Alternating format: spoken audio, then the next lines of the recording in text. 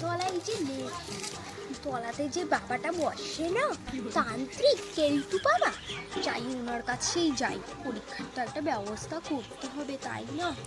উনি নাকি 100-100 পাইয়ে দেয়, তাহলে এই যাত্রার আমার পাশের হিন্দিটা হয়েই যাবে।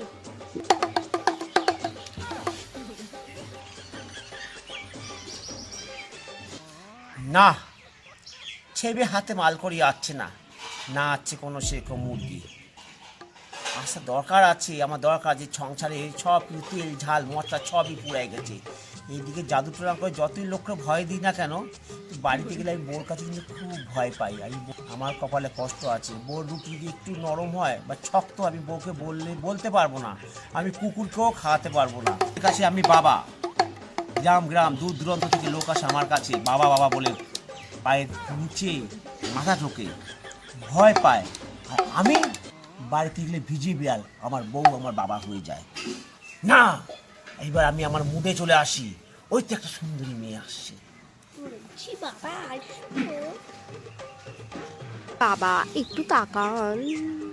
বল বল রে কন্যা, তো সমস্যাটা আমাকে বল, তো সব সমস্যার আমি সমাধান করে দেবো, বল।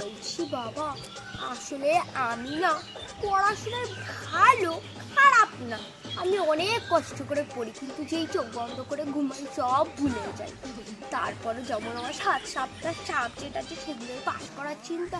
আমার আবার 7খানা বয়ফ্রেন্ডও আছে, ওদের সাথে যদি আমি চ্যাট না করি তাহলে তো আমারই চ্যাট বেরিয়ে যাবে। তার জন্য ওদের সাথে আমার চ্যাট করতে গেলে তো সারাদিন রাত সবই চলে যায়, তার জন্য আমি পড়ার সময়ই পাই না।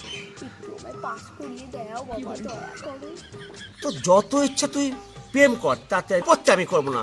তোর যদি মন হয় তুই আমার মতো হ্যান্ডসাম সাধু বাবাকেও করতে পারিস, এটাতেও আমি তোকে না করবো না। প্রেম শরীরের মনের পক্ষে ভালো, মানে খুবই ভালো। তুই 7 টাকা তুই 14টা কর, কিন্তু তুই 100 পাবি। আমি একটা টোটকা বলবো, যদি তুই সেটা শুনিস, তোর নাম্বার কোনো মাস্টারমশাই আটকানোর ক্ষমতা রাখে না। হ্যাঁ বাবা, আমি একদম করবই করব, তুমি যা বলবে আমি সব অক্ষরে অক্ষরে পালন করবো বাবা। ছোট্ট টোটকা তুই পালন কর, দেখবি তুই 7টা সাবজেক্টে 100 মানে 700 পাবি।